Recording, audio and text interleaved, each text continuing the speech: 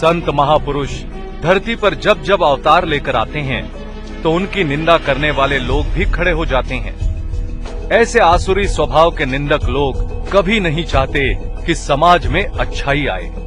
ऐसे लोग अपना स्वार्थ पूरा करने के लिए किसी भी हद तक बुराई करने को तैयार हो जाते हैं और संतों की निंदा करने से पीछे नहीं हटते। मगर भाग्यशाली तो वो लोग होते हैं जो विपरीत परिस्थिति में भी संतों का दामन नहीं छोड़ते और उनके दैवी कार्य में लगे रहते हैं। कष्ट और मुसीबतें आने पर भी महापुरुषों का रास्ता वे नहीं छोड़ते। ऐसे संतों और उनके सत शिष्यों के लिए ही इतिहास लिखा जाता है। आइए देखते हैं ऐसे संतों और सत शिष्यों के दृष्टांत को।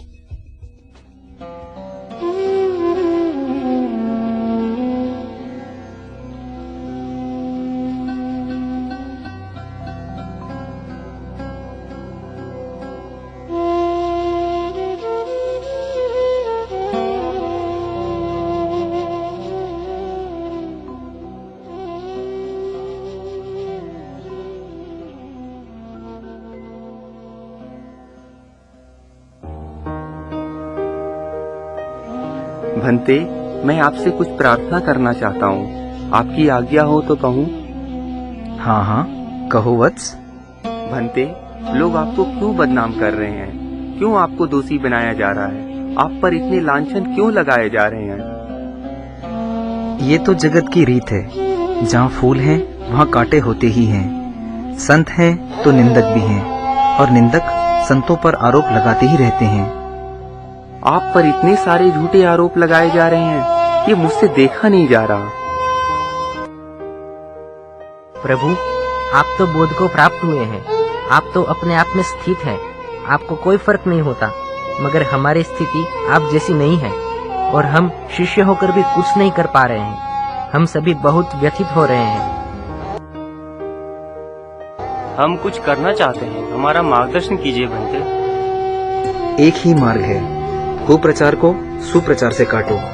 समाज में जाकर सच्चाई और सद्ज्ञान का प्रचार करो। सच्चाई की रोशनी से निंदा का अंधेरा स्वतः ही मिट जाएगा। प्रभु, मैं सच्चाई सभी को बताना चाहता हूँ कि आपने सबका हित किया है। ये आरोप झूठे हैं। मगर ये इतना सरल नहीं है। इसमें कष्ट आएंगे, अपमान सहना पड़ेगा, विघ्न खड़े होंगे। भंते, मैं जानता हूँ, उन सब के लिए मैं तैयार हूँ। मैं भी तैयार हूँ भंते। हम सभी तैयार हैं। हाँ, हम सभी भी तैयार हैं। हो सकता है तुम्हें खूब तितिक्षा सहनी पड़े। हम सब मिलकर फिर भी सुप्रचार करेंगे। लोग हो सकता है तुम्हें पत्थर मारें। कोई बात नहीं प्रभु, पत्थर तो हमारे शरीर को लगेगा। हम फिर भी सेवा करेंगे। हो सकता है वे तुम्हारे हाथ ही काट दें ताकि तुम कोई सेवा न कर सको। कोई बात नहीं गुरुदेव, हाथ कट गए तो क्या, हम अपनी जिह्वा से आपकी सच्चाई लोगों को बताएंगे। हो सकता है वे तुम्हारी जिह्वा भी काट दें। फिर क्या हुआ भगवान, हम अपने शरीर के बाकी अंगों से सेवा का पुरुषार्थ करते रहेंगे। अगर उन्होंने तुम्हारे अंग ही भंग कर दिए तो क्या हुआ भगवान, भले अंग से आपकी सेवा नहीं कर सकेंगे मगर अपनी आंखों से तो आपके दर्शन करते रहेंगे। और अगर आंखें भी निकाल दी तो कान तो रहेंगे आपका सत्संग सुनने के लिए। कान भी काट दिए तो? कोई बात नहीं गुरुदेव, शरीर तो रहेगा आपके चरणों में शीश झुकाने के लिए। मानो निंदकों ने तुम्हारी शरीर की ही बलि चढ़ा दी तो, तुम्हारे प्राण ही छीन लिए तो? करोड़ों जन्मों में मरते आए हैं भंते, ये जन्म आपकी सेवा में कुर्बान भी हो जाए तो जन्म लेना सार्थक हो जाएगा। शाबाश, जब तुम्हारा दृढ़ संकल्प है तो मेरा आशीर्वाद भी तुम्हारे साथ है। आप सब जहां जाओगे विजय तुम्हारे साथ रहेगी। इतिहास भी साक्षी है, बुद्ध भगवान के शिष्यों ने अपने सद्गुरु की सच्चाई और उनका ज्ञान समाज में पहुंचाया। वे दृढ़ता से लगे रहे और सफल हुए।